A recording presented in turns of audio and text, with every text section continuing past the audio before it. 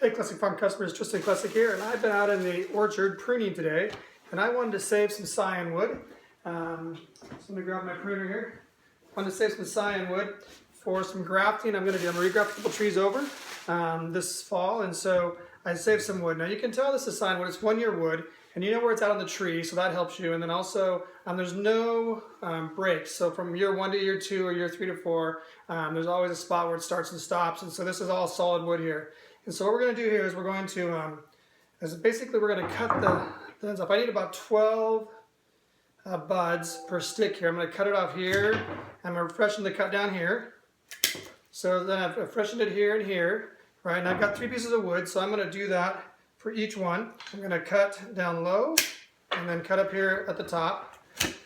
And that'll give me another one there. And I'm going to cut way more than I need because, well, life happens on the farm, and sometimes these don't work out as well, or some of the buds don't germinate. So if you give yourself a big selection, then you'll be good. So once I've decided, I've got these 4 pieces here, and this is probably enough to do about 4 or 5 trees. Because when we're done, what we'll actually do, and maybe I'll show you in the spring when I do this, is we'll cut it again, and we'll graft a little chunk like this onto the stump of the tree. And so that's what we'll do. That's why we only need to have, you know, about 12 buds here, and maybe 1.5 feet of this group. So what we do at this point is, and to keep these fresh, we're going to put them in the refrigerator, but first we've got to get a paper towel here, and we moisten a paper towel, and we put it right on the end. So I've got some water here and a paper towel, and so what we're going to do is we're going to put this all together. We're going to line up these butts here, and then we're going to put them like this, and then put a rubber band over it. I got those on my fingers here. So this here then will keep these cuts fresh. That's part of the goal there. And then I'm going to do the same thing on this end. So right here, this one here is a little bit longer than the other one, so I'm just going to nip that off right now. Make them all the same uniform length there. And you don't want the paper towel to be dripping wet. You just want it moist. So you do that. So I'll put this on this side here as well. And then we will put another band on this end. And then this is all getting ready for April, when I'm going to graft these trees over.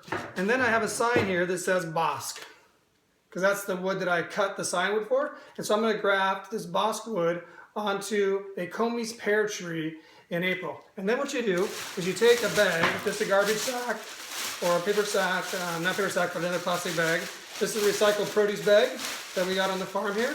And you just kind of wrap it up in there real tight, like this.